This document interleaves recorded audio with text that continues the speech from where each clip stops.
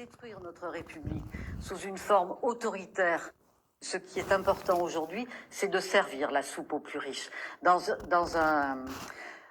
désagréable d'entendre ça. Hein, Ah ben c'est pas du tout désagréable, c'est la réalité. pour un parlementaire, servir la soupe, enfin... Ah ben oui, eh ben écoutez, j'ai le droit en tant que sociologue, à partir de mes enquêtes... Oui, enfin, moi j'ai le droit de réagir. Ah ben vous avez le droit. Ben, servir la soupe? Oui. Mais qu'est-ce que vous entendez par là? L'humain est un investissement. On n'est pas du tout dans la stratégie de soi-disant ce mouvement En Marche, qui est en réalité un mouvement en régression totale, une révolution conservatrice absolument étonnante. Ce que nous vivons aujourd'hui est absolument incroyable. Votre discours, cher monsieur, m'a tout à fait étonné, parce que vous parlez de réformes, vous parlez de chômage, vous parlez... Alors les réformes, on ne sait pas pour qui il faut les faire, vous ne parlez jamais de l'oligarchie, vous ne parlez pas des intérêts que vous défendez de tous les gens qui s'accaparent toutes les richesses et tous les pouvoirs. Vous parlez du chômage comme si c'était une donnée naturelle. Mais le chômage, c'est M. Macron aussi qui a contribué à le construire. Qui c'est qui a créé le CICE, le pacte de responsabilité, donnant des dizaines de milliards d'euros au patronat, aux plus grandes entreprises, sans aucun contrôle. C'est absolument très grave ce que je dis. Il n'y a pas de contrôle. L'ISF, on a supprimé... Macron a supprimé l'ensemble des valeurs mobilières qui représentent 95% de la composition des plus riches. 95%, c'est les valeurs mobilières pour investir. Ce sont des valeurs spéculatives, soi-disant pour investir, mais il n'y a pas de contrôle. Faites ce que vous voulez. Alors, le chômage, il tombe pas du ciel. C'est une construction sociale par les gens que vous défendez. Tous les problèmes que vous avez énumérés, comme ça, comme si vous parliez du soleil et de la lune, c'est naturel, comme l'eau qui coule et l'herbe qui pousse. Eh bien non, c'est le résultat de construction sociale voulue par les plus riches pour défendre leurs intérêts dans une guerre qu'ils mènent aux plus pauvres, aux plus démunis. On nous lobotomise les cerveaux. Ce sont 9 milliardaires qui, en France, possèdent 90% des médias, sont propriétaires.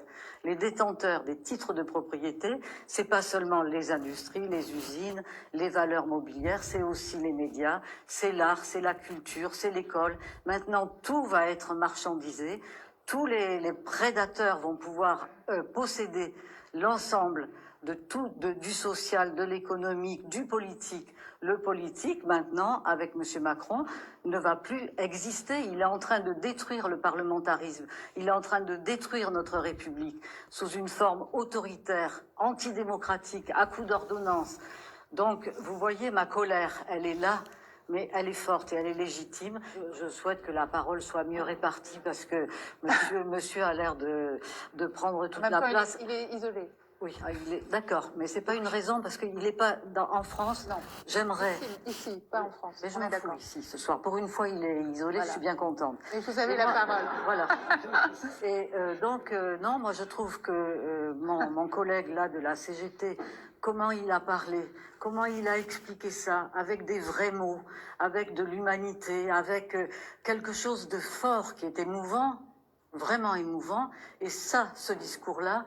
Je regarde France 2 tous les jours, ou TF1, ou tous ces journaux tenus par tous les camarades de classe de Macron, c'est-à-dire les 9 milliardaires qui possèdent 90% des médias. Ce discours-là, je l'entends pas. Ou alors je suis pas bien branchée, j'en sais rien. Je regrette beaucoup de pas entendre chaque soir des explications de ce type. Alors c'est parce que si vous voulez, monsieur de la République En Marche est un expert comptable. Il a parlé de philosophie économique. Non, pour moi c'est de l'expertise comptable, de la comptabilité de bas étage, et il ne dit pas tout. Parce que il y a des enveloppes, il parle toujours d'argent, mais il ne parle pas des 100 milliards d'euros de niche fiscale qui profitent massivement aux plus riches. Des 100 milliards, moi j'en ai des enveloppes. Je vais vous en parler, les modalités particulières de comptabilité des impôts, MPCI, 100 milliards encore. Le déficit, la fraude fiscale, j'en ai déjà parlé, 80 milliards. Et je ne suis pas dans le secret des dieux, je suis qu'une pauvre sociologue qui travaille tout le temps chez elle avec des pauvres moyens de bord. Et donc, voilà, de l'argent, il y en a. Et donc, vous n'allez pas nous embêter à détruire le service public de la SNCF pour des raisons de comptabilité qui n'ont aucune raison.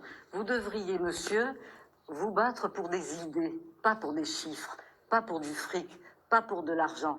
Il y a plus important lors de notre passage sur cette terre, vous comprenez ?